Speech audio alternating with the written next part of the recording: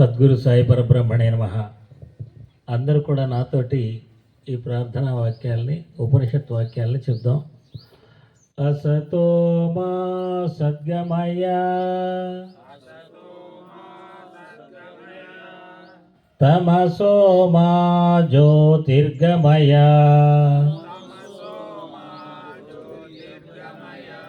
మృత్యోర్మా అమృతంగమయ. సాయి బంధువులరా, సత్యం మనం ఇప్పుడు చెప్పుకున్నట్లు మన యొక్క జాతీయ ముద్ర మీద ఒక వాక్యం రాసి ఉంటుంది, సత్యమేవ జయతే అనేటువంటిది ఆ వాక్యం. అలాగే ఇప్పుడు మనం సత్యాన్ని చేరుకోవాలి అని చెప్తున్నాం.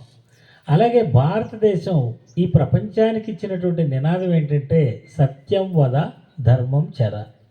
ఏమిటి సత్యం అని అంటే సబ్కా మాలిక్ ఏక్, ఏకం సత్ విప్రా బహుదా వదంతి అని వేదంలో చెప్పిన, బాబా నోటితోటి సబ్కా మాలిక్ ఏక్ అని చెప్పిన రెండు ఒకటే. ఈ సత్యాన్ని మనం తెలుసుకోవాలి అని చెప్తుంది. ఈ సత్యాన్ని దృఢంగా స్థాపించినటువంటి గ్రంథమే మన భగవద్గీత. మరి ఈ భగవద్గీత అనేటువంటిది అసలు దాని యొక్క విశిష్టతని చెప్పాలంటే మనకు చేత కాదు. ఎందుకంటే భారతీయ వాంగ్మయంలో షడ్దర్శనాలు అంటారు. అంటే సాంఖ్యము, యోగము, న్యాయము, నైశేషికము, పూర్వమీమాంస, ఉత్తరమీమాంస అని 6 రకాల స్కూల్ ఆఫ్ థాట్స్ అనమాట. అంటే 6 రకాలు ఒక సిద్ధాంతాలు అనమాట. ఈ 6 సిద్ధాంతాల యొక్క సమాహారం భగవద్గీత. అలాగే అద్వైతము, ద్వైతము, విశిష్టాద్వైతం, ఇవి 3 తత్వాలు మన భారతదేశంలో ఉద్భవించినటువంటి. ఈ 3 తత్వాల సారం కూడా మనకి భగవద్గీతలో కనిపిస్తుంది. అలాగే ఇది ఒక గొప్ప మనోవిశ్లేషణ గ్రంథం. మన మనస్సుని నిన్ను నువ్వు తెలుసుకో అని చెప్పి మనం చెప్తూ ఉంటారు కదా, తత్వమసి అని ఒక మాట చెప్పేసింది ఉపనిషత్తు. కానీ ఎలా అనేటువంటి దాన్ని వివరించింది భగవద్గీత. కాబట్టి ఇది మనోవిశ్లేషణ గ్రంథం. అలాగే ఇది కార్య సాధకుల కోసం. సహజంగా భగవద్గీతని మనం చాలామంది అంటూ ఉంటాం, భగవద్గీత ఎంతమంది ఏళ్లలో ఉంది, ఎంతమంది చదువుతున్నాం అని చెప్పి. ఎవరు చదవం. ఎందుకంటే దాని యొక్క తత్వమే అది. అది మీ ఇంట్లో ఎంతమంది సివిల్స్కి ప్రిపేర్ అవుతున్నారండి అని అంటే, ఎంతమంది ప్రిపేర్ అవుతారండి సివిల్స్కి? ఎవరు ప్రిపేర్ అవ్వరు. ఎవరో ఒకళ్ళు ఉంటారు, ఊరికి ఒకళ్ళు ఉంటారు. ఆ ఒక్కళ్ళల్లో ఎవడో ఒకడు, అన్ని ఊళ్ళ మీద ఎవడో ఒకడు సెలెక్ట్ అవుతాడు సివిల్స్కి. అలాగే భగవద్గీత స్టాండర్డ్ అనేటువంటిది చాలా ఎక్కువలో ఉంది. మరి భగవద్గీతని అర్థం చేసుకోలేని వారి కోసమే సాయి సచ్చరిత్ర అనేటువంటిది వచ్చింది. ఇక భగవద్గీతకు ఆల్టర్నేట్ సాయి సచ్చరిత్ర తప్పితే ఇంకోటి ఏది లేదు. మీరు రామాయణం, భారతం, లేకపోతే పురాణాలు ఇవన్నీ చూడండి, బైబిల్, ఖురాన్, ఇవేవి కూడా భగవద్గీతకు ఆల్టర్నేట్ కానే కాదు. భగవద్గీతను యథాతథంగా జనాలకు అర్థమయ్యే భాషలో చెప్పింది ఏంటిది అని అంటే శ్రీ సాయి సచ్చరిత్ర. భగవద్గీత యొక్క దాని యొక్క వెయిటేజ్, మాకు పరీక్షల్లో వెయిటేజ్ అంటారు, దేనికి ఎంత అనేటువంటిది. భగవద్గీతను ఎందుకు చదవరు ఎక్కువ మంది అని అంటే దాంట్లో జ్ఞానం పార్ట్ 80% ఉంటుందన్నమాట. అంటే నువ్వు దాని మీద కాన్సన్ట్రేట్ చేయాలి. అది ఏంటిదని విశ్లేషణాత్మకంగా చదవాలి, లేకపోతే నీ బుర్రకెక్కదు. దాన్ని మననం చేయాలి, పదే పదే ఇది చేయాలి. ఇవన్నీ చాలా కష్టమైన ప్రాసెస్. అందుకని దానికి 80%. భక్తి, మిగతా అంశాలన్నీ కూడా ఓన్లీ 20% ఉంటాయి. భగవద్గీత చదువుతుంటే కొంతమందికి అసలు అర్థమే కాదు. చాలామంది ఏంటంటే అది చాలా గొప్ప గ్రంథం కాబట్టి, మాకు అర్థం కాలేదంటాం కాబట్టి, అమ్మో చాలా గొప్పది చాలా గొప్పది అని అంటాం. కానీ దాని నుంచి నువ్వేం నేర్చుకున్నావు అంటే ఏం చెప్పలేరు. ఆత్మ గురించి చెప్తుంది, అంతవరకే వాళ్ళు చెప్పేది. మరి సాయి సచ్చరిత్రను తీసుకుందాం. సాయి సచ్చరిత్రను తీసుకున్నట్లయితే దీంట్లో శుద్ధమైనటువంటి జ్ఞానం 20% చెప్పబడింది.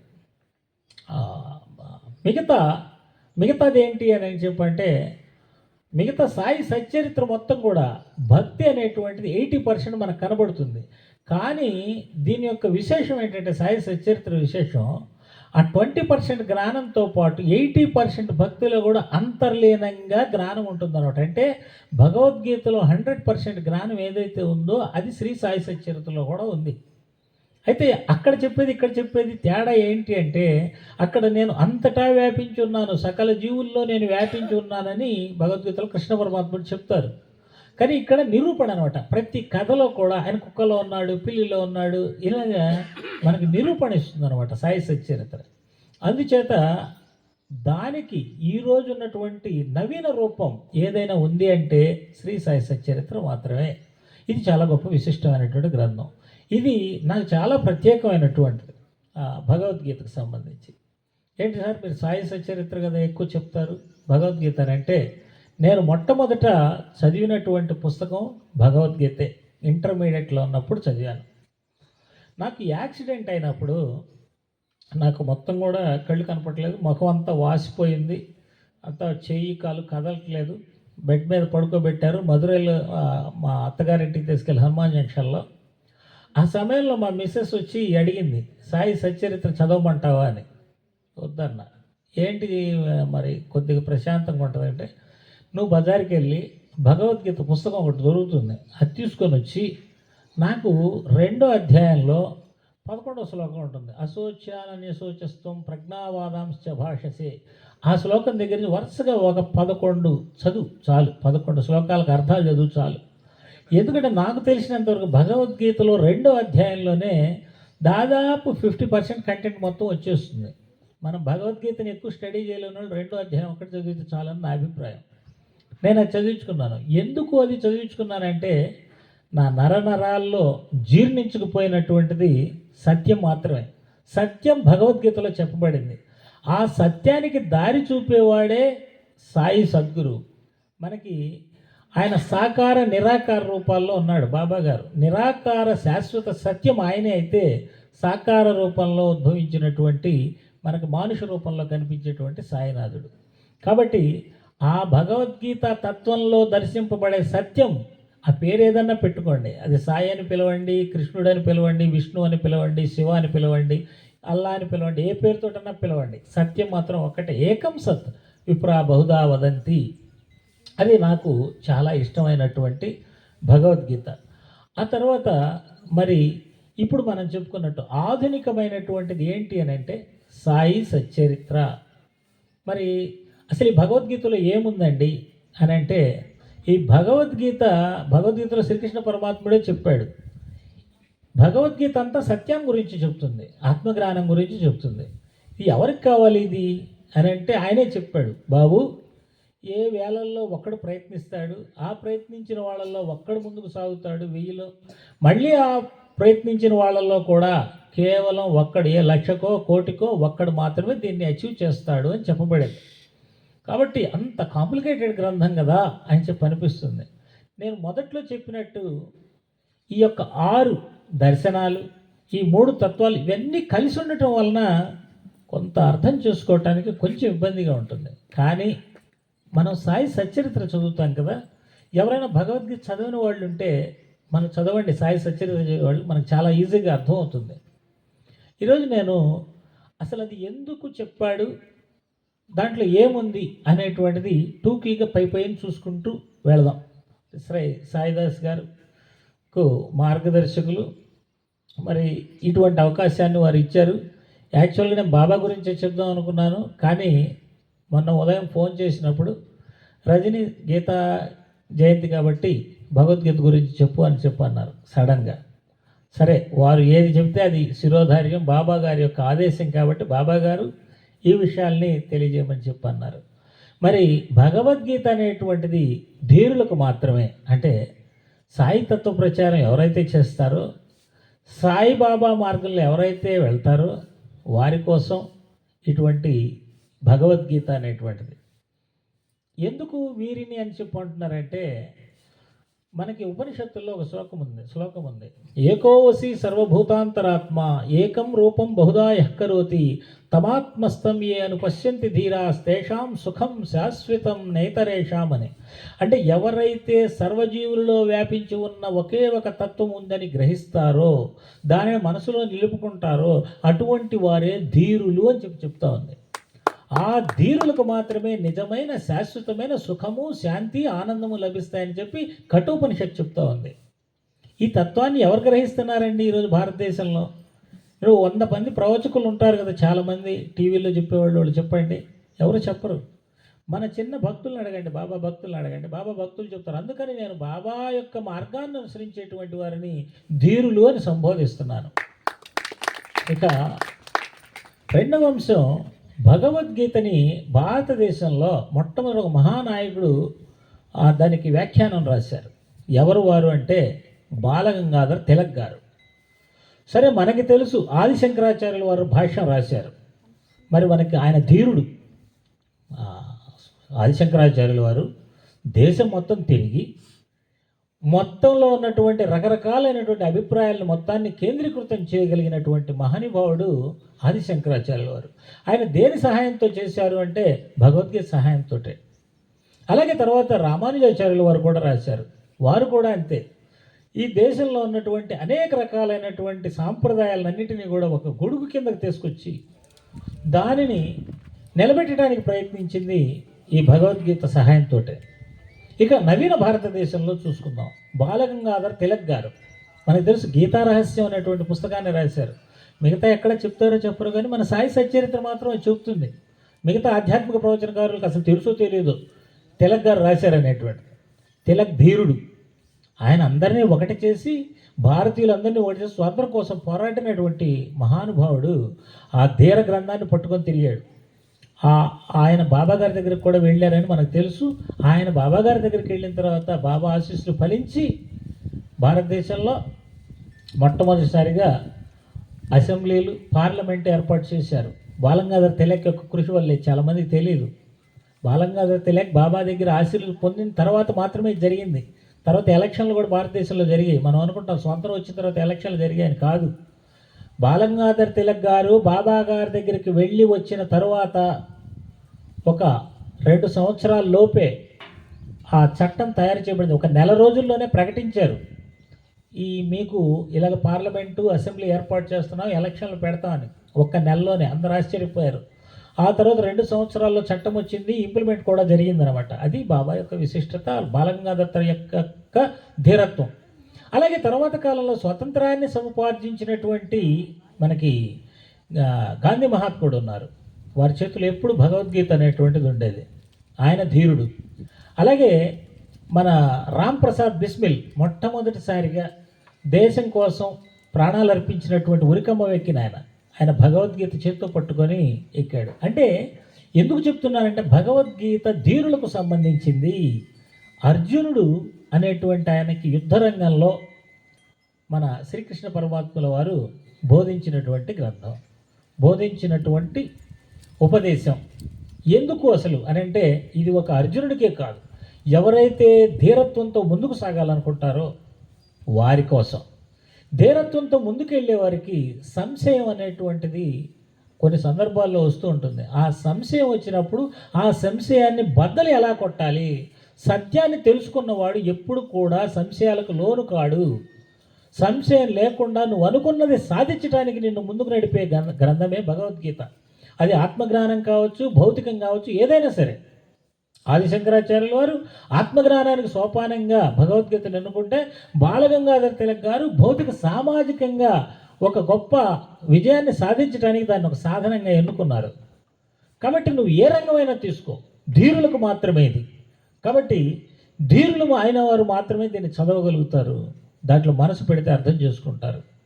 మరి మనం ఒక వ్యాపారం చేయాలనుకోవచ్చు. ఒక విద్యార్థి ఉంటాడు, నేను సివిల్స్కి ప్రిపేర్ అవుతాను నాన్న అని చెప్పి ఇంట్లో వాళ్ళు, అరే నువ్వు చదవగలవా లేదా అని చెప్పంటే, లేదు నాన్న నేను చదువుతానని పుస్తకాలన్నీ కొనిస్తాడు, ఫీజు కట్టిస్తాడు, అంతా చేస్తాడు.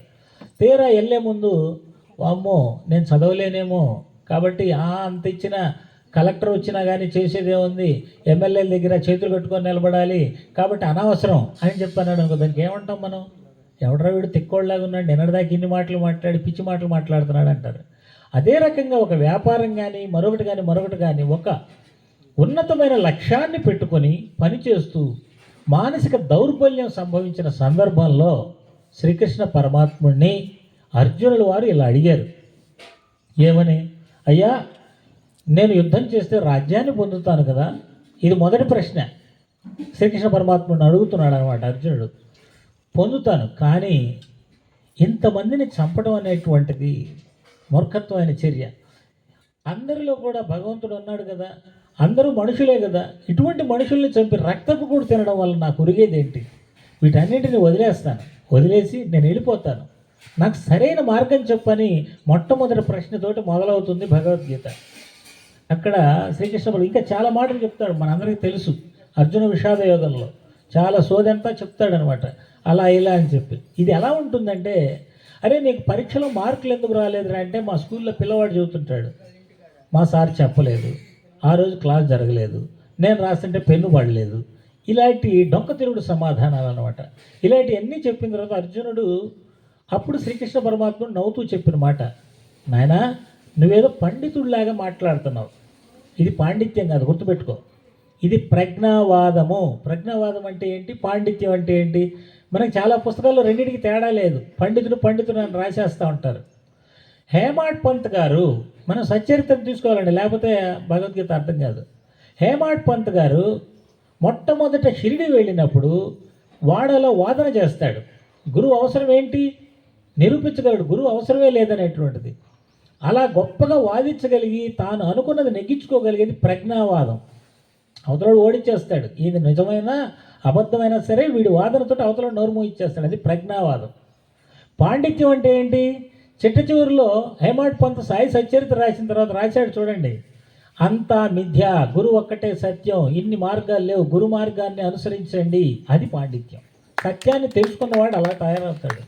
ఇప్పుడు నువ్వు ప్రజ్ఞావాదిగా మాట్లాడుతున్నావు బాబు, పాండిత్యం అంటే అది కాదు. అన్నీ తెలిసినవాడు, నీకు తెలియదా మరి ఇంతకుముందు లేదా, వాళ్ళని చంపుతాను వీళ్ళని చంపుతాను అని చెప్పావు కదా, నీ ధర్మం ఏంటి? యుద్ధం చేయటం అయ్యా. నువ్వు పుట్టిందే అట్లా, నువ్వు ఒకవేళ వదిలేసి వెళ్ళిపోయావు అనుకో, నిన్ను బతకనిస్తారా? చంపుతారు. రాజ్యం కోసం చిన్న పిల్లల్ని కూడా చంపేస్తారు. వాడికి పుట్టారే, వాళ్ళ నాన్న లేడు కదా, చచ్చిపోయాడు, చిన్నవాడు ఉన్నాడు కదా, వాడిని వదిలేసేయమంటే వదిలేరు. ఎందుకంటే వాడు ఉంటే రేపు పెద్ద నా రాజ్యానికి అడ్డం వస్తాడని వాడిని కూడా చంపేస్తారు. శత్రుశేషం మిగల్చకూడదు అంటారు. నువ్వు ఎక్కడికో వెళ్తానంటున్నావు, ఎక్కడికి వెళ్తావు? నీ మొహం అడవిలోకి వెళ్తే నేను వదిలిపెడతారా? వెంటబడి తరిని నరికి పారేస్తారు. నువ్వు నీ ధర్మాన్ని నువ్వు చేయాల్సిందే, తప్పదు. ఎందుకంటే నువ్వు ఇలా పుట్టావు, నువ్వు ఆ ఇంట్లో పుట్టావు కాబట్టి తప్పదు. నువ్వు ఒకళ్ళు వదిలిపెట్టేసినా మీ వాళ్ళందరినీ చంపేస్తారు. కాబట్టి అసలు పండితుడిలాగా మాట్లాడుతున్నావు, అంతా సమానం, అంతా మిథ్య అని అంటున్నావు. ఒకవేళ నిజంగా పండితుడైన వాడు నీలాగా మాట్లాడు, ఎందుకంటే అతనికి అన్నీ తెలుసు. ఏమండి, అన్నిట్లో పరమాత్ముడే ఉన్నాడు అని చెప్పి మనం తెలుసుకుంటున్నాం కదా. ఒక తాగుబోతు వ్యక్తి ఇక్కడికి వచ్చి గోల్ చేస్తే ఇక్కడికి వస్తే మనం ఏమంటాం? రండి సాయిరామ్, రండి సాయిరామ్ అని పిలుస్తామా? పిలవం కదా. ఎందుకు? అతనిలో అహం అనేటువంటి అడ్డుపొర, అతనిలో అరిషడ్ వర్గాలు అనేటువంటి అతనిలో ఉన్న జ్ఞానాన్ని మూసేసింది. కాబట్టి అతను అఘాయిత్యానికి వస్తున్నాడు. అరిచి పంపించేస్తాం, లేదా నాలుగు కొట్టైనా పక్కన నెట్టేస్తాం. ఎందుకని? అతన్ని ఒక్కడిని నెట్టకపోతే ఇక్కడ ఉన్నటువంటి 100 మంది సాయి స్వరూపులు ఇబ్బంది పడతారు. కాబట్టి వాడిని తరమాల్సిందే. కాబట్టి అందరిలో భగవంతుడు ఉన్నాడు, సర్వవ్యాపకుడే అని తెలుసుకున్నటువంటి వారు ఎప్పుడు కూడా నీలాగా మాట్లాడరు అని చెప్పాడు. ఇది మొదటి ప్రశ్నకు సమాధానం చెప్పి, నువ్వు పండితుడు కదా, ప్రజ్ఞావాదంతో మాట్లాడుతూ ఉన్నావు అని చెప్పి. మరి రెండో ప్రశ్న అడుగుతున్నాడు అర్జునుడు, మరి ఇంతకీ అందరిలో ఉన్నాడని చెప్పి అంటున్నావు కదా, మరి ఆ యొక్క అందరిలో ఉన్నటువంటి దైవత్వాన్ని మరి ఇక్కడ చూడకపోతే ఎలాగని చెప్పంటే రెండో ప్రశ్న సమాధానం చెబుతున్నాడు శ్రీకృష్ణ పరమాత్ముడు. నాయనా పార్థ, అన్నిటిలో ఏ సత్యమైతే వ్యాపించి ఉందో ఏకం సత్విప్రా బహుదా వదంతి, ఆ ఉన్నది ఒకటే అనేక పేర్లతో పిలువబడుతూ ఉంది. ఏకో వసి సర్వభూతాంతరాత్మ, ఉన్న ఒకే ఒక సత్యం అనేక జీవులలో ప్రకటితమవుతూ ఉంది. అది అవినాశనమైనటువంటిది, దానికి నాశనం లేదు, సనాతనమైనటువంటిది, అది ఎప్పుడు ఉండేటువంటిది, అది అందరిలో వ్యాపించి ఉన్నది. కాబట్టి దాని గురించి నువ్వు ఆలోచించకు. ఈ సత్యం నువ్వు తెలుసుకుంటే నీ ధర్మాన్ని మాత్రమే నువ్వు నిర్వర్తిస్తావు, కానీ ఈ పిచ్చి మాటలు మాట్లాడవు అని చెప్పన్నాడు. ఇకప్పుడు మళ్ళీ మూడో ప్రశ్న అడుగుతున్నాడు. భగవద్గీత యొక్క గొప్పతనం ఏంటంటే అన్ని ప్రశ్నలు సమాధానాలే ఉంటాయి. మూడో ప్రశ్న అడుగుతున్నాడు, నిజమే నువ్వు చెప్పావు, నేను కూడా అదే కదా చెప్తుంది. నువ్వు అందరిలో వ్యాపించున్నాడు భగవంతుడు అంటున్నావు, నేను కూడా అదే కదా చెప్పింది. కాబట్టి నేను వదిలేద్దామని చెప్పి అంటున్నాను, నువ్వేమో యుద్ధం చేయమంటున్నావు, నా ధర్మం అని చెప్పి అంటున్నావు. మరి నేను నిజంగా సత్యాన్ని తెలుసుకోలేదు అనుకో, సత్యాన్ని తెలుసుకున్నవాడు ఎలా ఉంటాడు చెప్పులే, నువ్వే చెప్పు అని చెప్పి మూడో ప్రశ్న అడిగాడు. అప్పుడు శ్రీకృష్ణ పరమాత్ముడు చెబుతున్నాడు, ఆయన సర్వంలో భగవంతుడు ఉన్నాడు అని తెలుసుకుని ఎవరైతే తెలుసుకుంటారో, ఈ విశ్వమంతా ఆత్మతత్వం ఏదైతే వ్యాపించి ఉంది అని ఎవరైతే తెలుసుకుంటారో వారు దేనికి కలత చెందరు, సుఖానికి కానీ దుఃఖానికి కానీ చెలించరు. వారు ఏది కావాలనుకోరు, ఏదైనా పోయినా బాధపడరు. వారు ఎప్పుడూ స్థితప్రజ్ఞులుగా ఉంటారు. వారిని యోగులు అంటారు. అటువంటి వారు తమ కర్తవ్యాన్ని తాము నిర్వర్తించుకుంటూ ముందుకెళ్తారు. అంతేగాని నీలాగా ఈ పని కష్టమైంది అయ్యేటప్పటికి వదిలేసి పక్కన పడేసి వెళ్ళరు. మొత్తం తెలుసుకుంటాడు. మరి ఆదిశంకరాచార్యుల వారు తెలుసుకున్నారండి. ఆయన సత్యతత్వాన్ని దర్శించారు. దర్శించిన తర్వాత ఎందుకు మళ్ళీ అంత దేశం అంతా తిరిగి అద్వైతాన్ని ప్రచారం చేశారంటే ఆయన ఒక ఈ ఈ యొక్క భూమి మీద అవతరించినందుకు ఆ శరీరానికి ఒక ధర్మం అనేటువంటిది ఉంది. ఆ ధర్మాన్ని ఆయన నిర్వర్తించాడు. మరి బాబా గారు కానీ శ్రీకృష్ణుడు కానీ శ్రీరాముడు కానీ వాళ్ళు ఆత్మజ్ఞానులు కాదా? ఆత్మజ్ఞానులే. వారు దేనికోసం అయితే వచ్చారో ఆ ధర్మం కోసం వారు నిలబడ్డారు. అది మనకి ఋగ్వేదంలో కూడా చెప్పబడుతున్నమాట. అంతరిక్షేణ పతతి విశ్వరూప వాచాకాశాత్ మునిర్దేవస్య దేవస్య సౌకృత్యాయ సకాయ హిత అని చెప్పి, అటువంటి ఆత్మజ్ఞానులు అంతటా వ్యాపించి ఉన్న తత్వాన్ని పొందినటువంటి వారు సుకృత్యాల కోసం మాత్రమే వారి శరీరాన్ని ఉపయోగిస్తారు అని చెప్పింది. అంటే అతను ఏ పని చేసినా ఇది భగవదర్పితం అనే భావంతో చేస్తాడు. నువ్వు కూడా అలాగే చెయ్యి, నీ ధర్మాన్ని నువ్వు చెయ్యి. అలా ఉంటారు తప్పితే వారిని యోగులు అంటారు, వారు స్థితప్రజ్ఞులు. అలా ఉండాలి అని చెప్పాడు. మూడో ప్రశ్నకు సమాధానం. అప్పుడు మళ్ళీ నాలుగో ప్రశ్న అడుగుతున్నాడు అర్జునుడు. స్వామి మీరు చెప్పారు బాగానే ఉంది, అంతటిలో ఉన్న సత్యం ఒకటే అనేటువంటిది ఓకే, అలాగే దాన్ని దర్శించుకున్న వాళ్ళు స్థితప్రజ్ఞులుగా ఉంటారు అన్నారు. మరి మీరు చెప్పింది ఏంటంటే నాకు చాలా కరెక్ట్గా అనిపిస్తుంది. మరి జనాలు ఎందుకు స్వామి ఇన్ని రకాల దేవతల దగ్గరికి వెళ్తున్నారు, ఇంతమంది దేవుళ్ళు అంటున్నారు, ఇన్ని మతాలు అంటున్నారు, ఇన్ని ఆరాధనా పద్ధతులు అంటున్నారు, ఎందుకు ఇలా చేస్తూ ఉన్నారు? నువ్వు చెప్పినట్టు ఒకదాన్నే పట్టుకొని ఉండొచ్చు కదా అని చెప్పంటే దానికి మళ్ళీ శ్రీకృష్ణ పరమాత్ముడు సమాధానం చెబుతున్నాడు. పార్థ, నువ్వు అడిగావు కాబట్టి నేను సత్యం చెప్పాను. నువ్వేదో ఇందాక సత్యం చెప్పాలి, నాకంతా తెలుసు అంటున్నట్టు మాట్లాడావు కాబట్టి వాస్తవ పరిస్థితిలోకి వద్దాం. ఇప్పుడు ఆ సత్యాన్ని కాసేపు పక్కన పెడదాం. మనిషి అనేటువంటి వాడు కోరికల కోసమే జీవించాడు. మనిషి పుట్టినప్పటి నుంచి కోరికలు ఉద్భవిస్తూనే ఉంటాయి చచ్చిపోయేదాకా. మరి ఆ కోరికలు తీర్చుకోవడానికి పరుగులు తీస్తూ ఉంటాడు ఈ జీవితం అంతా కూడా. దీంట్లో భాగంగా పడి ఎక్కడెక్కడికో వెళ్తాడు. ఆ దేవుడి దగ్గరికి వెళ్తే ఆ కోరికలు తీరుతాయి, ఈ పూజ చేస్తే ఈ ఫలితం వస్తుంది, వీడి కోసం పరుగులు తీస్తూ ఉంటాడు. ఇదే జన్మబంధ చక్రం అంటే. ఇది ఆగిపోవాలి అంటే సత్యాన్ని తెలుసుకోవాలి. సత్యాన్ని తెలుసుకుంటే నువ్వు ఇంకెక్కడికి పరిగెత్తావు. ఈ చక్రం ఉండదన్నమాట. ఈ చక్రం అంటే ఏంటి? ఈరోజు నేను ఆ దేవుడి దగ్గరికి వెళ్ళా, అక్కడ ఫలితం రాలేదు, ఇంకో దేవుడి దగ్గరికి వెళ్ళి, ఇది ఒక సైకిల్. ఈ సైకిల్ ఆగిపోవాలి అంటే నువ్వు సత్యాన్ని తెలుసుకోవాలి. కానీ మానవులు అనేటువంటి వాళ్ళు తమ కోరికల వల్ల నిరంతరం కోరికల వెంటే పరుగులు తీస్తూ ఉంటారు. మరి దానికోసమే వెళ్తూ ఉంటారు. కాబట్టి వాళ్ళు రకరకాల ఆరాధనా పద్ధతులను అవలంబిస్తున్నారు. అయితే అది తప్ప అని అంటే దానికి ఒప్పుకోవాలి మళ్ళీ కృష్ణ పరమాత్ముడు. వాళ్ళ స్థాయిని బట్టి వాళ్ళు చేస్తూ ఉన్నారు. వాళ్ళందరినీ కూడా నేనే అనుగ్రహిస్తూ ఉన్నాను. వారు నన్ను ఏ రకంగా పూజ చేస్తారో నేను వారికి దాన్నే ఇస్తున్నాను. బాబా గారు చెప్పారు కదా, అరే టన్నుల కొద్ది నా దగ్గర ఉందిరా, బండ్ల కొద్ది ఎత్తుకుపోండిరా. మీ పాత్రత ఉండాలి, మీరు వచ్చి అడిగితే సరికాదు. వారి పాత్రతని పట్టే వారు ఇస్తారు. అలాగే శ్రీకృష్ణ పరమాత్ముడు కూడా ఆత్మజ్ఞానం నా దగ్గర ఫుల్గా ఉంది. కానీ వాళ్ళు అడుగుతుంది ఏంటిది? ఒక భిక్షగాడు, ఇద్దరు భిక్షగాళ్ళు మాట్లాడుకుంటున్నారంట. అరే భగవంతుడు కనపడి నీకు 1 కేజీ బంగారం ఇస్తే నువ్వేం చేస్తావనంటే ఆ భిక్షగాడు పక్కనోడితో చెబుతున్నాడంట, భిక్షగా అది గనకిచ్చాడా ఇక నాకు తిరుగులేదు, నిన్నటిదాకా ఈ బొచ్చును చూసి అందరూ ఎగతాళి చేస్తున్నారు, బెజ్జాలు పడిందని మంచి బంగారం బొచ్చు చేయించుకుంటాను అన్నాడంట. అంటే వాడు తెలివితేటలు, వాడి ఆలోచన అలా ఉన్నాయన్నమాట. కాబట్టి అలాగా ఆయన చెప్పడం జరిగింది.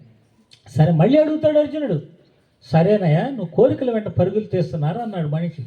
దానికి కారణం ఏంటి? మరి ఏదో ఉండాలి కదా, అందరు ఇలా ఎందుకు పోతున్నారు అని చెప్పంటే మళ్ళీ 5వ ప్రశ్నకి చాలా ఓపికగా అర్జునుడు అడిగేవాడన్నిటికీ సమాధానాలు చెప్పారు కృష్ణ పరమాత్ముడు. మనిషి యొక్క మనసుని చూసావా? ఈ మనసు గురించి తెలుసు. ఇక్కడి నుంచి సైకాలజీ ప్రారంభం అవుతుంది అన్నమాట. మళ్ళీ మనిషి మనసుని చూసావా? అది ఎలా పనిచేస్తుందో తెలుసుకో. ఈ మనసు అనేటువంటిది బయట వైపుకి ప్రయాణిస్తుంది, లోపలికి ప్రయాణిస్తుంది.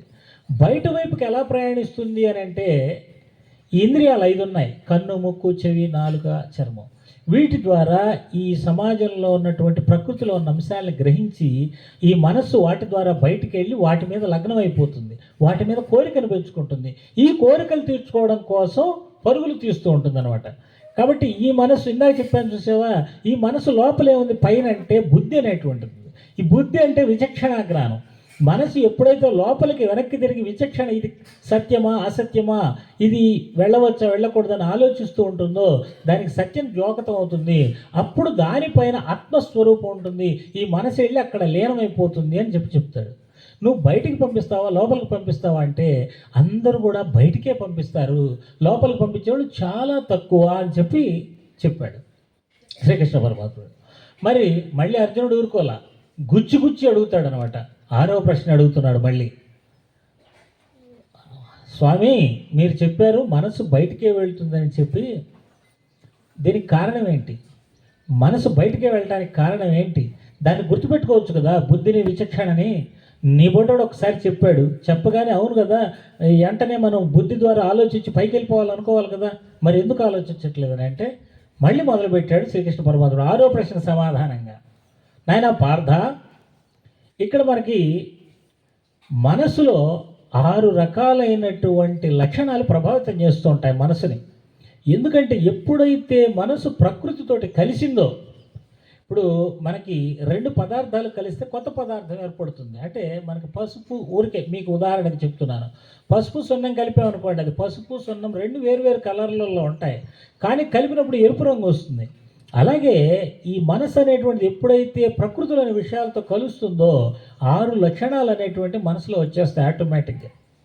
ఈ పుట్టినప్పుడు లేవు, కానీ తర్వాత వెంటనే నెమ్మదిగా పెరుగుతుంటాయి. ఏంటివి అవి? కామ, క్రోధ, లోభ, మోహ, మద, మత్సరాలు అనేటువంటి 6.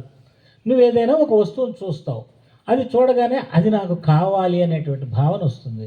అది నాకు కావాలి అని చెప్పడం, అది దక్కలేదనుకోండి, కోపం వస్తుంది. కోపంలో నుంచి నీకు తెలియని ఆవేశంతో ఇది నాకు దక్కకపోతే ఇంకొకటి కూడా దక్కనివ్వను అనేటువంటి ఆవేశం, వ్యామోహం వస్తుంది. ఎప్పుడైతే మోహం వస్తుందో వాడి బుద్ధి సర్వనాశనం అయిపోతుంది. ఆ బుద్ధి అనేటువంటిది ఉన్నదనే ఆలోచన కూడా ఉండకుండా పోతుంది. కాబట్టి ఈ కామాన్ని, వీటన్నింటినీ నియంత్రించుకోగలిగితే మాత్రమే దాన్ని వెనకాలకి తిరిగి చూడగలవు బుద్ధిని. అసలు ఆ బుద్ధి పైన ఉన్న ఆత్మతత్వాన్ని గ్రహించగలం. కానీ దీనిని మనము ఈ 6 గుణాలు ఉన్నంత వరకు ఇది బయటికే వెళ్తుంది.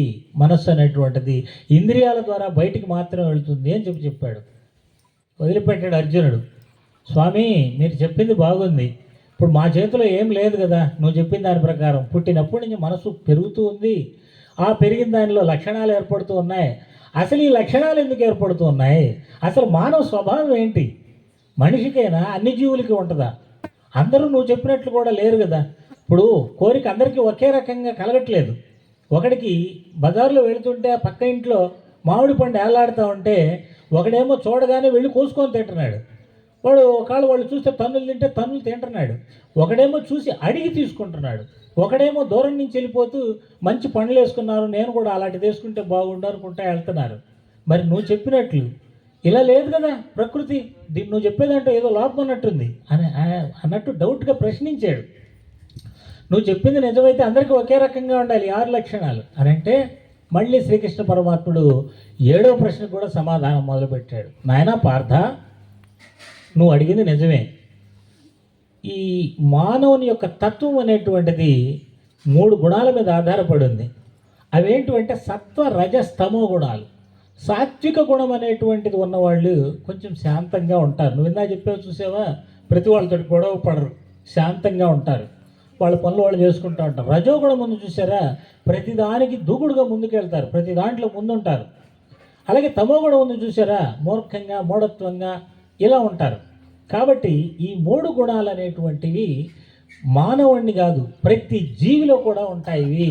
చెట్టులో ఉంటాయి, లేదు ఒక కుక్కలో ఉంటాయి, పిల్లిలో ఉంటాయి. ఈ 3 గుణాల ద్వారా ఈ జీవులు అనేటువంటి జీవిస్తూ ఉన్నాయి అని చెప్పాడు. మళ్ళీ అడుగుతున్నాడు అర్జునుడు 8వ ప్రశ్న.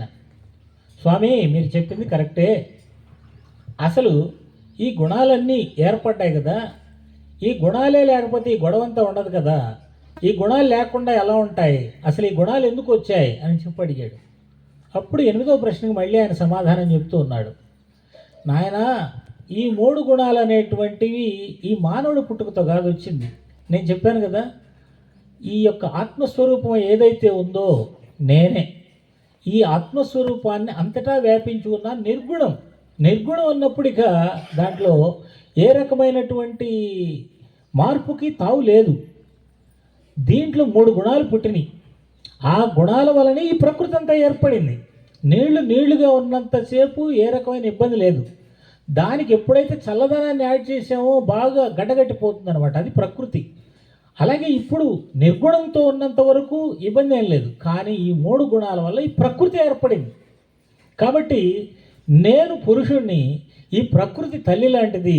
ఈ 3 గుణాలు అనేటువంటివి ఉద్భవించటం వల్ల ఈ ప్రకృతి అంతా ఏర్పడింది, ఈ జీవులన్నీ ఏర్పడ్డాయి. కాబట్టి నువ్వు ఉన్నావు అని చెప్పంటే ఆ 3 గుణాలు ఉండబట్టే నీ ఉనికి నేను అనే భావన నీకు ఉంది.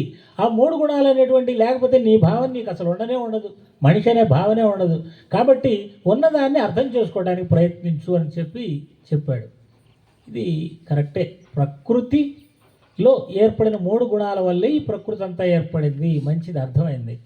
ఇక్కడ ఇంకో డౌట్ వచ్చింది అర్జునుడికి. స్వామి, ఇందాక నువ్వు 2 మాటలు అన్నావు. ఒకటి, ఇప్పుడు ఒక మాట అన్నావు, నేను అని చెప్పన్నావు. నేను అని చెప్పంటే నేను నిర్గుణుణ్ణి, ప్రకృతితో కలిసి ఈ 3 గుణాల వల్ల ఈ సృష్టి మొత్తం ఏర్పడింది అని చెప్పావు. ఇందాక కూడా ఒక మాట అన్నావు.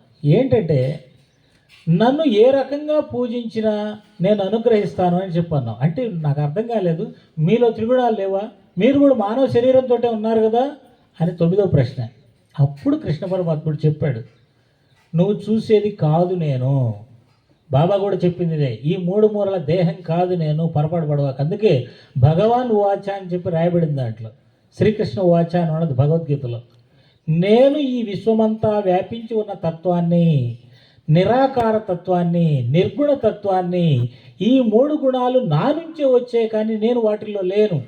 కాబట్టి ఈ 3 గుణాలకు మూల స్థానం ఏదైతే ఉందో దాన్ని నేను సనాతనం. అంటే ఈరోజు కాదు, కొన్ని కోట్ల సంవత్సరాల క్రితం నుంచి ద్వాపరంలోనే కృష్ణుడు పుట్టాడని చెప్పి, కృష్ణుడు వచ్చిన తర్వాత భగవద్గీత కూడా అమాయకత్వం.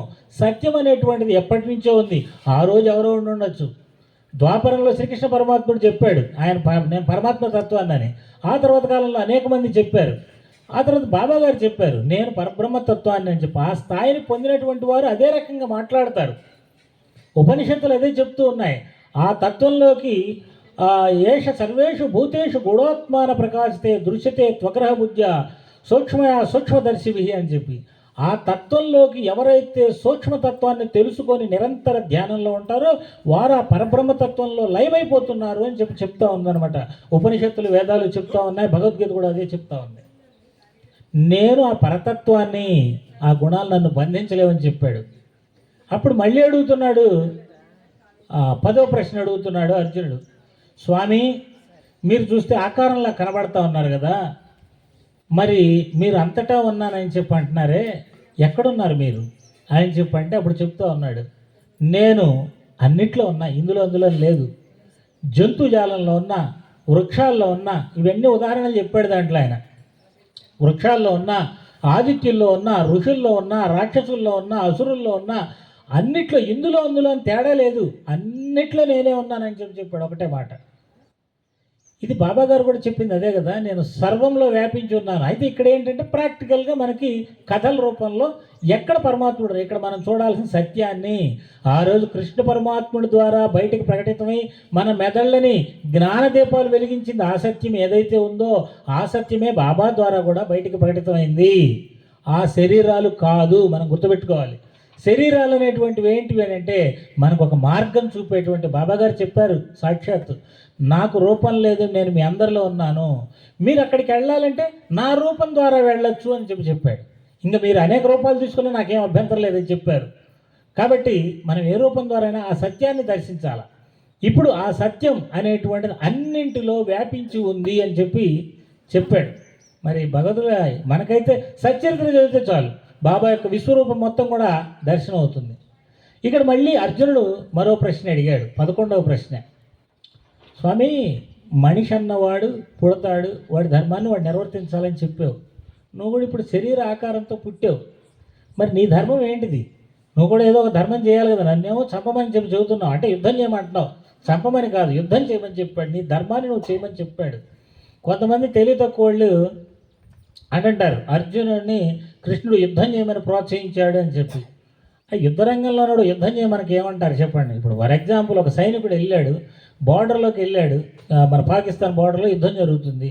వాడు గన్ను తీసుకొని తుపాకీ పట్టుకొని రెడీగా ఉన్నాడు, ఎదుటి వాళ్ళు కాల్చడానికి వస్తున్నారు. వాడికి కమాండ్ ఇచ్చాం, అరే నాకు జ్ఞానోదయం అయింది, నువ్వు కాల్చవాకంటే ఏమవుతుందండి? వాడిని పడపడ కాల్చేయడంతో పాటు వాళ్ళు వచ్చి మనల్ని కూడా చంపేస్తారు. వాడు యుద్ధానికి వెళ్ళాడు కూడా యుద్ధాన్ని చేయమనే చెప్పాలి. సంధికి ఎంత ప్రయత్నం చేశాడు శ్రీకృష్ణుడు, అది మనం మర్చిపోతున్నాం. యుద్ధం ఆపటానికి శతవిధాలా ప్రయత్నించాడు. కృష్ణుడి గురించి 2 మాటలు కూడా చెప్పాలండి. కృష్ణుడు ఎక్కడ కూడా యుద్ధం చేయలేదు పాపం. ఆయన ఎప్పుడు కూడా సైన్య నష్టాన్ని కానీ ప్రజా నష్టాన్ని కానీ ఒప్పుకోలేదు. ఆయన చేసిన యుద్ధాలన్నీ చూడండి, ద్వంద్వ యుద్ధాలే. కలబడుకుందాం. జనమంతరం దేనికి చచ్చిపోయేది? కంసుడి దగ్గరికి వెళ్ళాడు, నువ్వు నేను కొట్టుకుందా అని వాళ్ళిద్దరే కొట్టుకున్నారు, కంసుడు చచ్చిపోయాడు. అలాగే జరాసంధుడి దగ్గరికి వెళ్ళారు, భీముడు ఈయన. నువ్వు పొద్దుగులు యుద్ధానికి నా మీదకి వస్తున్నావు కదా, ఇప్పుడు కొట్టుకుందాం, నువ్వా నేనా? ఇప్పుడు భీముడు ఉన్నాడు, నేనున్నాను, మా ఇద్దరిలో ఎవరినో సెలెక్ట్ చేసుకో, మన ఇద్దరే కొట్టుకోవాలా, జనమందరి దేనికి? అది నిజమైన మనగాడితనం. కృష్ణుడు నిజమైనటువంటి ధీరుడు, అందులో నాకు ఏ రకమైనటువంటి సందేహం లేదు. అది ధీరత్వం. అటువంటి మహానుభావుడు ఎంతో ప్రయత్నం చేశాడు, చేసి ఇక్కడ కర్తవ్య బోధ చేస్తున్నాడు. అంతవరకే. అక్కడ ఆయన యుద్ధం చేస్తున్నాడు కూడా యుద్ధం చేయాలి. అదే ఎగ్జామ్ రాసే పిల్లోడికి చెప్పాడు అనుకోండి, బాబా చెప్పాడు, ఇది బాబా ధీరత్వం అనమాట. రాయి, ఎగ్జామ్ రాయి. ఆడెవడో చెప్పాడు, నువ్వు పరీక్షలో ఫెయిల్ అయిపోతావు అని చెప్పి. లేదు, ఫెయిల్ కావు. ఎట్ట ఫెయిల్ అవుతావు చూస్తా నేను, రాయి, నా మీద భారం వేయి అని చెప్పంటే టెండూల్కర్ ఎగ్జామ్ రాశాడు, పాస్ అయిపోయినాడు. అలాగే బూటి భయపడిపోయాడు, బయటికి వెళ్తే పాము కాటేసి చచ్చిపోతానని. చావు, వెళ్ళు, బయటికి వెళ్ళు, నేనున్నాక చూసుకుంటాం, ఏం కాదు. అది ధైర్యం. అక్కడ భగవద్గీతలో కృష్ణుడు ఏం చెప్పాడు, బాబా కూడా అదే చెప్పాడు. భగవద్గీతలో కృష్ణుడు యుద్ధరంగంలో చెప్పాడు, బాబా గారు టెండూల్కర్కి పరీక్ష రాయబోయే ముందు చెప్పాడు. అంతే తేడా. అదే మాటలు ఇక్కడ చెప్పింది కూడా. సరే, మరి నీ కర్తవ్యం ఏంటి, నీ ధర్మం ఏంటి అని చెప్పంటే అప్పుడు కృష్ణ పరమాత్ముడు నవ్వుతూ చెప్పాడు, నాయన పార్థ, అన్నిట్లో నేనే అన్నాను కదా, చెడు మంచి ఇక్కడ తేడా ఏం లేదు, అన్నిట్లో నేనే ఉన్నాను. నాకు చేసేదేంటి కర్తవ్యం? నాకు గుణాలు ఉంటాయి కదా చేయటానికి. అసలు గుణాలే లేని నిర్గుణ స్వరూపుణ్ణి, నాకే బాధ్యత లేదు. ఈ ప్రకృతిని సృష్టింపబడింది, దాని పాటికి అది వెళ్తూ ఉంది, దాన్ని నేనేం పట్టించుకోవట్లా. అయితే ఇదంతా నాలోనే నడుస్తూ ఉంది. అయితే నేను చేసే పని ఒకటి ఉంది, ఏంటంటే ధర్మం ఎప్పుడైతే తరిగిపోద్దో ఆ ధర్మాన్ని బోధించడానికి అవతరిస్తూ ఉంటా. ఇంకంతకంటే నేను చేసేది ఏం లేదు. ఇప్పుడు నువ్వు అడిగావు కదా, నీకు చెప్తున్నా ఏంటి ధర్మం అంటే, సత్యాన్ని ప్రాతిపదికగా చేసుకున్నదే ధర్మం.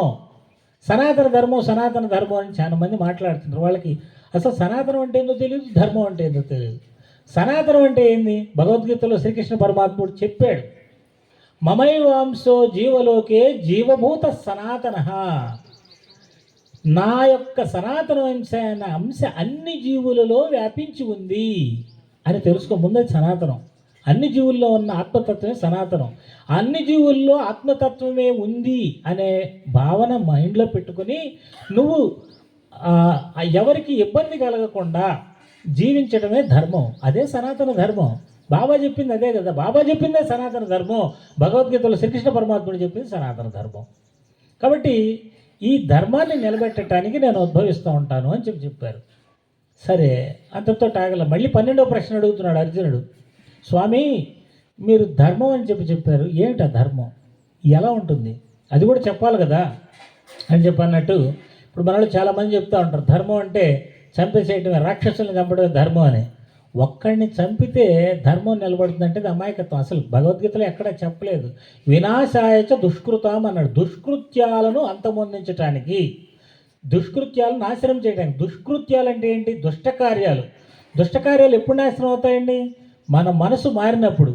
మన బిడ్డే ఒకడు ఉన్నాడు అనుకుందామండి, మన బిడ్డ కొద్దిగా చిల్ల పనులు చేస్తున్నాడు, వాడు బయటికి వెళ్ళి దొంగిలించుకోవడం, కొట్టడం, తన్నులాటలు తీసుకురావడం చేస్తున్నాడు. నీ బిడ్డగా ఆలోచించండి. బయట ఎవరినో ఆలోచిస్తే చంపేమంటారు, ఏమైంది, ఇబ్బంది ఏం లేదు, మంద కాకపోతే.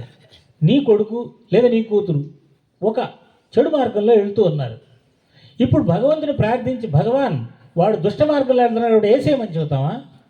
వాడి మనసు మార్చు నాయన అంటాం. అది నిజమైనటువంటి ధర్మం. భగవద్గీతలో అదే చెప్పబడింది. దానిని సచ్చరిత్రలో సమగ్రంగా వివరించారు. మానవ మనస్సులలో ఉన్నటువంటి దుర్మార్గాలను, దురాలోచనలను వినాశనం చేయడానికే భగవంతుడు అవతరిస్తాడు. ఇదే నిజమైన ధర్మ సంస్థాపన అని ఈరోజు సచ్చరిత్ర ప్రకటించింది. ఇంకే పుస్తకాలు లేదు. ఇక్కడ మరి సచ్చరిత్ర చెప్పినట్టుగా భగవద్గీతలో 2 అంశాలు చెప్పాడు శ్రీకృష్ణ పరమాత్ముడు. అసుర గుణాలు, దైవ గుణాలు. దైవ గుణాలు ఏంటివి? శాంతంగా ఉండటం, ప్రేమతో ఉండటం, సహనంతో ఉండటం, మర్యాదతో ఉండటం, ఇవన్నీ దైవ గుణాలు. వీటిని పెంపొందించటమే నా యొక్క లక్ష్యం. ధర్మ ప్రబోధం భగవద్గీత ద్వారా దైవ గుణాలను పెంపొందించుకోమని చెప్పాడు. అసురీ గుణాలని అంతం చేసుకోమని చెప్పాడు. ఏంటి అసురీ గుణాలు? కామము, క్రోధము, కోపము, అహంకారము, దుర్భాషలాడటము, ఇతరులు లెక్క లేకుండా ఉండటము, ఇవన్నీ అసురీ గుణాలు. అసురీ గుణాలను తగ్గించుకో. భగవద్గీత చదివితే నీకు అది రావాలి. కానీ అది రావట్లేదు. ఎందుకు అని అంటే దాన్ని మనం అర్థం చేసుకోలేదు. ఇందాక చెప్పాను కదా, అది వేలల్లో ఒక్కళ్ళకి అర్థమయ్యేది. ఆయన సచరిత్ర అనేది చిన్న పిల్లాడికి కూడా అర్థమైంది. ఈ ధర్మాలు మొత్తం ఆయన ఏకరువు పెట్టి చెప్పేస్తాడు అన్నట్టు. మరి దైవీ గుణాలను పెంపొందించుకోమని చెప్పారు. మళ్ళీ అడుగుతున్నాడు అర్జునుడు, స్వామి మీరు చెప్పిన దాని ప్రకారం మీరు ఆత్మస్వరూపుడు, అంతటా వ్యాపించి ఉన్నారు. అలాగే మీరు ధర్మాన్ని ఉద్ధరిస్తారు. మీ అంటే సత్యం, ధర్మం 2 చెప్పారు. నన్ను కూడా చేయమని చెప్తున్నారు. కానీ నాకు ప్రత్యక్ష అనుభవం కావాలి కదా. ఇది కూడా ప్రాక్టికల్ భారతీయ తత్వశాస్త్రంలో ప్రాక్టికల్ అనేటువంటిది ఎక్కడా లేదు. శ్రీకృష్ణ పరమాత్ముడిని అర్జునుడు నన్ను స్వర్గం తీసుకెళ్ళి స్వర్గం చూపించమని అడగల, ఇంకోటి అడగల. ఎందుకంటే ఆయన ఏం చెప్పుడు దాన్ని అడుగుతున్నాడు. నాకు ప్రాక్టికల్ ఎక్స్పీరియన్స్ కావాలి, నాకు నీ యొక్క నిజస్వరూపాన్ని చూపించు అని అడిగాడు. ఇక్కడ 2 రకాలండి. మన మనిషి తత్వాన్ని బట్టి ఏ రకంగా అనుభూతి కలుగుద్ది అనేటువంటిది వారి యొక్క మానసిక తత్వాన్ని బట్టి ఉంటుంది. రామకృష్ణ పరమహంస స్వామి వివేకానంద కూడా ఇలాగే అడిగాడు, నాకు ఆత్మదర్శనం చేయిస్తావా అని. రైట్ దగ్గర రన్వర్కట్ చేయబట్టుకున్నాడంట. పట్టుకునేటప్పటికి అతనికి తలంతా గిరిగిర తిరిగిపోతా, ఓ స్వామి నన్ను వదిలిపెట్టి అని కేకలు పెట్టాడంట. ఏంటంటే ఏమైంది? అలౌకిక ఆనందం. ఆయన దాన్ని తట్టుకోలేకపోయాడు. అర్జునుడికి ఇచ్చినటువంటి అనుభూతి ఏంటి? శ్రీకృష్ణ పరమాత్ముడు ఇచ్చాడు, ఆయన యొక్క దివ్య దృష్టితో ఇచ్చాడు. ఆ అనుభూతిలో ఆయనకి మొత్తం కనపడ్డాయంటే ఈ లోకము, ఈ ప్రపంచం మొత్తం కూడా ఈ విశ్వవ్యాపకమైన ఆత్మతత్వంలోనే ఇవన్నీ తేలియాడుతున్నట్టు కనపడిపోయాయి. ఉన్నవాళ్ళు, చచ్చిన వాళ్ళు, పోయిన వాళ్ళు, పుట్టబోయే వాళ్ళు అందరూ కనపడరు దాంట్లో. సనాతనం అంటే ఎప్పుడు కోట్ల సంవత్సరాలు చచ్చిన వాళ్ళు ఉన్నారు దాంట్లో, రాబోయే తరాల వాళ్ళు ఉన్నారు, అందరు దాంట్లోనే ఉన్నారు. ఆశ్చర్యపోయాడు, బితరపోయాడు, తట్టుకోలేకపోయాడు. స్వామి నేను తట్టుకోలేను, ఇంకా నాకు నీ రూపాన్ని దర్శనం ఇప్పించని చెప్పి ఇప్పించి తీసుకున్నాడు. కాళ్ళ మీద పడ్డాడు. ఇప్పుడు శిక్షాభావం వచ్చేసింది. ఇప్పుడు దాకా ఆయన చెప్తున్నాడు, ఈయన వింటున్నాడు. ఆయన యొక్క తత్వాన్ని తెలుసుకున్నాడు. స్వామి నువ్వు తప్పితే అన్యం లేదని నాకు గ్రహించాను. అసలు ఇంత గొప్ప తత్వాన్ని నాకు ఉపదేశించావే. ఇంకా ప్రశ్నలు అడగటం కాలే. ఈయన వరకు అయిపోయింది డౌట్లు. ఇప్పుడు ఇంకా తర్వాత ప్రశ్నలు అడుగుతున్నాడు.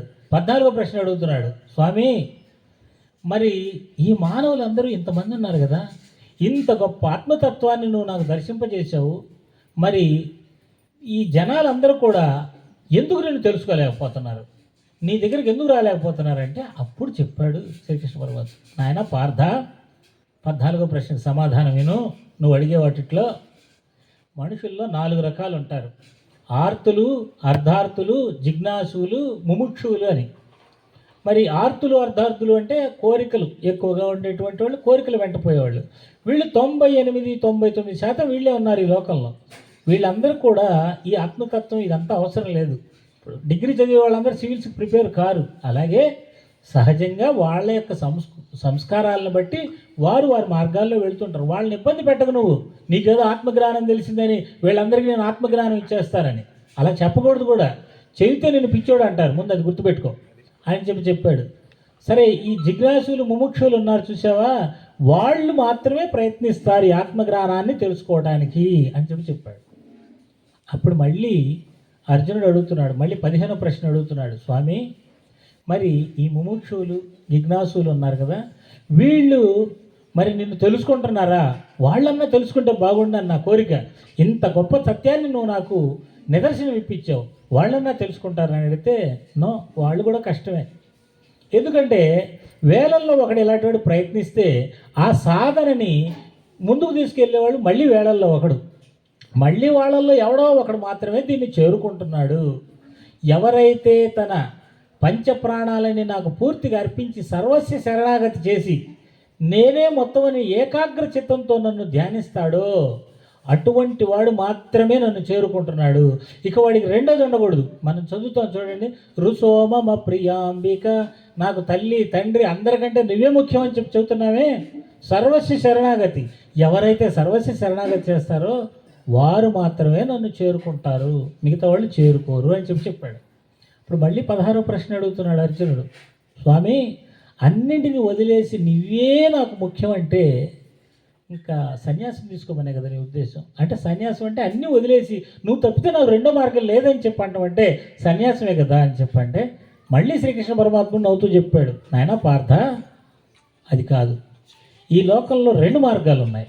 సన్యాసం ఉంది, రాజయోగం ఉంది రెండోది. ఏంటి రాజయోగం అంటే? నువ్వు ఈ శరీరం అనేటువంటిది పుట్టుకనే కోరికలతో పుట్టింది, తినకుండా ఉండలేవు. ఎవరో ముమ్మడివరంలో బాలయ్య గారు తినకుండా ఉన్నారంటే ఆయన కారణజన్ముడు. అటువంటి వారు ఎక్కడో ఉంటారు. అటువంటి వారు సన్యాసం తీసుకుంటారు, వాళ్ళు దాన్ని జయించగలరు. సాయిబాబా లాంటి వారు, స్వామి వివేకానంద, రామకృష్ణ పరమహంస లాంటి వారు ఉంటారు. కానీ అందరికీ అది సాధ్యమే కాదు. కాబట్టి రాజయోగం అంటే పెళ్లి చేసుకో, పిల్లలు అన్నీ ఉండొచ్చు, కానీ పూర్తి సర్వస్వ శరణాగతి అంతా నేనే అనే భావనతోటి ముందుకు వెళ్తే వారు ఆ తత్వాన్ని తెలుసుకుంటారు అని చెప్పాడు. మరి గృహస్థాశ్రమంలో ఉండి కూడా సాధించిన వాళ్ళు చాలామంది ఉన్నారు. మనకి తుకారాం గారు ఉన్నారు, వీరబ్రహ్మేంద్ర స్వామి గారు ఉన్నారు.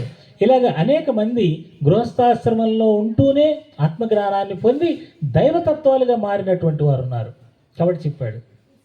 మళ్ళీ ప్రశ్న, స్వామి మంచిది మీరు చెప్పినటువంటిది సన్యాసం రాజయోగం రెండు, వీటిలో ఏది కరెక్ట్ అయిందంటే శ్రీకృష్ణ పరమాత్ముల వారు చెప్పారు రాజయోగమే అన్నిటికంటే శ్రేష్టమని నా అభిప్రాయం అని చెప్పాడు. భగవద్గీతలోనే చెప్పాడు, నేను చెప్తుంది కాదు. ఎందుకంటే అందరికీ యోగ్యమైనటువంటిది, మంచిదే. మళ్ళీ చివరికి 17వ ప్రశ్న అడుగుతున్నాడు. స్వామి మీరు చెప్పారు కదా, ఇందాక బాగా గుర్తుపెట్టుకుంటాడు అర్జునుడు, సత్వ రజ స్తమో గుణాలను ఉన్నాయి కదా, మరి అందరూ కూడా ఈ మార్గంలోనే వెళ్తారా? ఈ రాజయోగంలో అందరికీ ఒకటే మార్గం అంటే అవసరం లేదు. 17వ ప్రశ్నకు సమాధానం చెబుతున్నాడు శ్రీకృష్ణ పరమాత్ముడు.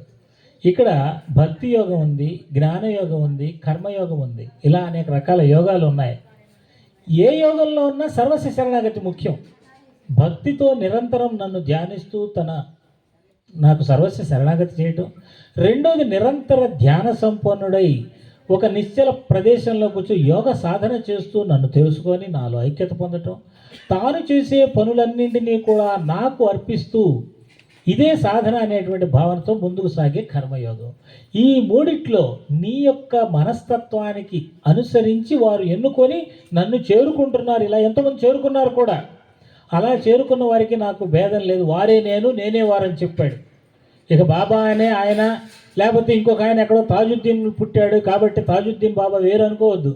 శ్రీకృష్ణ పరమాత్ముడు ఏ సత్యతత్వం అయితే భగవంతుడు చెప్పాడో ఆ భగవతత్వమే సాయి, ఆ భగవతత్వమే శ్రీకృష్ణుడు, ఆ భగవతత్వమే రాముడు, ఆ భగవతత్వమే యేసు, ఆ భగవతత్వమే తాజుద్దీన్ బాబా కానివ్వండి, ఇంకొకళ్ళు కానివ్వండి. అందుకేనండి ఇది ఐఏఎస్ సిలబస్ కాబట్టి అంతా సిలబస్ అంతా దాంట్లో కవర్ అవుతుంది. అందుకని అన్ని మతాలు దాంట్లోనే వచ్చేస్తాయి. హిందువులకు ఎందుకు ఆవేశం ఉండదంటే ఏముంటుంది నా బొంద, మేము తండ్రి లాంటి వాడు, తల్లికి ఏ పిల్లాడి మీద ఆవేశం వస్తుంది? అన్నదమ్ములు తన్నుకుంటారు. మా నాన్న కూడా ఎందుకు మా అన్నం తన్నాడు అంటే ఎడతంతాడు, వాళ్ళు తండ్రి అయిపోయినే. కాబట్టి వాడు బాగుపడాలనుకుంటాడు. పెద్దోడు చిన్నోడు చెడిపోతున్నాడు, వాడు బాగుపడాలనుకుంటాడు. కానీ తండ్రి స్థానంలో ఉంది ఈ హిందూ మతం అనేటువంటిది. ఏం చేయాలి? మనం ఏమంటున్నాం? తండ్రి స్థానం నుంచి కిందకి దిగాల్సిందే అని అంటున్నాం, దిగి తన్నుకోవాలంటున్నాం. తల్లి స్థానం, తండ్రి స్థానం నుంచి కిందకి దిగటం సాధ్యం కాదు, ఎందుకంటే వాళ్ళ స్థానం అది కాబట్టి. సరే, ఇక మళ్ళీ చివరిగా 18వ ప్రశ్న అడిగాడు అర్జునుడు. స్వామి మీరు చెప్పారు కదా, వీటిట్లో మీరు ఏ యోగాన్ని సమర్థిస్తారు? భక్తి, జ్ఞాన, కర్మయోగాలని. అప్పుడు చివరిగా ఆయన చెప్పాడు శ్రీకృష్ణ పరమాత్మ, నాయన నువ్వు భక్తి తీసుకున్నా దాంట్లో జ్ఞానము కర్మం రెండు ఉంటాయి. అసలు కర్మ లేకుండా ఎవడు బతకలేడు, జ్ఞానం లేకుండా భక్తి అనేటువంటిది ఉండదు. భక్తి లేని జ్ఞానం చెవిటిదే. కాబట్టి అన్నీ కలగలిసే ఉంటాయి. అయితే కర్మయోగం ఉంది చూసావా, జ్ఞానాన్ని తెలుసుకొని సర్వస్వ శరణాగత భావాన్ని మనసులో నిలబెట్టుకొని, అంటే జ్ఞానం అంటే ఇందాక నేను చెప్పాను చూసారా, అందరిలో ఉన్న సత్యం ఒక్కటే. ఈరోజు నేను తగులాడుకుంటాం అంతోటి, మళ్ళీ ఇంకొక సందర్భంలో ఎదురొచ్చి సారీ అనుకుని క్షమాపణ చెప్పాను, మరుక్షణం కలిసిపోతాం. అలా కాదు, వాడు సారీ చెప్పినా నేను అన్ను మొన్న అలాగ అన్నాడు కాబట్టి తెగాల్సిందే, ఇక ఈ జన్మకి నాకు వాడికి లేదు అనుకుంటే అది క్రూరత్వం, అది అసురయ్య స్వభావం. దైవీ స్వభావం ఏంటంటే వాడు భగవంతుడే, నేను భగవంతుడే. వాడిలో ఉన్నటువంటి అహంకారం వల్ల నేను అట్ట మాట్లాడాడు, అది తొలగిపోయింది కాబట్టి ఈరోజు కలిసిపోవచ్చు. మళ్ళీ వాడు తొలగించుకున్నప్పుడు ఒకవేళ నేనే పొరపాటు చేస్తా, తప్పు మాట్లాడతా, తిడతాను, కానీ తర్వాత నేను ఆలోచించుకొని ఆసురి స్వభావాన్ని పక్కకు పెట్టేసి దైవ స్వభావం కదా నాకు ఉండాల్సిన, శాంతం కదా బాబా చెప్పింది, నేను మళ్ళీ వెళ్తాను. వెళ్ళి అయ్యా నాది ఇందాక తప్పు అయింది, అది అసలైన పద్ధతి. ఇప్పుడు నీ తప్పేం లేదు, యుద్ధానికి వాళ్ళు వచ్చారు, నీ రాజ్యం నువ్వు ఇమ్మని అడిగావు, కానీ వాళ్ళు అధర్మంగా యుద్ధానికి వచ్చారు కాబట్టి నువ్వేం చేస్తావు, యుద్ధం చేయాలి. నీ అంతటి నువ్వు వాడి మీద దాడి చేయడానికి పోతే తప్పు, వాళ్ళు నీ మీదకి వస్తే యుద్ధం చేయకుండా ఎలా ఉంటావు? కాబట్టి నిష్కామ కర్మం, ఇదే కర్మయోగం, ఇదే కర్మఫల సన్యాసం, నువ్వు ఏ పేరుతోటన్నా పిలుచుకో. ఇది అత్యంత ముఖ్యమైనటువంటిది, ఈ ప్రపంచం మొత్తాన్ని ఆనందంగా జీవింపజేసేది ఇది. దీనిని నువ్వు ఆచరించు, ఇది ఆచరిస్తే మంచిది. నిష్కామ కర్మం ఏదైతే ఉందో అది చెయ్యి. సత్యాన్ని తెలుసుకున్నావు కదా, ఇప్పుడు చేసుకో. అయితే ఇంక చివరిగా ఇంకో మాట ఏంటంటే, యుద్ధం మామూలు వాళ్ళు చేస్తారు, ఇది సత్యం కోసం నువ్వు అడిగావు, ధర్మయుద్ధం కాబట్టి ఇది ఇక్కడ ప్రకటితమైంది. ఈ సత్యాన్ని కూడా ప్రపంచానికి ప్రకటించబడింది. మామూలుగా యుద్ధం చేసేది వేరు, సత్యాన్ని తెలుసుకొని యుద్ధం చేసేది వేరు. మామూలుగా మనం ఏ కార్యక్రమాలు చేసేది వేరు, సత్యాన్ని తెలుసుకొని చేసే కార్యక్రమాలు వేరు. ఎందుకంటే కార్యక్రమాలు చేసేటప్పుడు అనేక స్పర్ధలు వస్తాయి, బాధలు వస్తాయి. ఇవన్నీ కూడా తొలగించుకొని ముందుకు వెళ్ళేదే కర్మఫల త్యాగం. దీన్ని అనుసరించని చెప్పి చివరిగా నీ ఇష్టం నాయన, చెప్పేదంతా చెప్పాను అని చెప్పాడు. ఇవన్నీ కూడా నేను ఒక 18 ప్రశ్నల్లో భగవద్గీత సమగ్ర సారాన్ని నాకు అర్థమైందాన్ని మీకు తెలియజేయడం జరిగింది. సో కాబట్టి దీనిని మీరు ఈ గీతా జయంతి సందర్భంగా సాయిదాస్ గారి అవకాశం ఇచ్చినందుకు మీ అందరికీ కూడా ధన్యవాదాలు తెలియజేసుకుంటూ ముగిస్తూ ఉన్నాను. సర్వేజనా సుఖినో భవంతు, లోకా సమస్త సుఖినో భవంతు, సమస్త సన్మంగళాని భవంతు, శాంతిరేవ శాంతిరస్తు. Thank you. కరెక్ట్. ఇప్పుడు ఆయన కనిపించట్లేదని ఎవరైనా ఒప్పుకుంటారండి? అంటే విచిత్రం ఏంటంటే ఆయన చెప్పదలుచుకున్న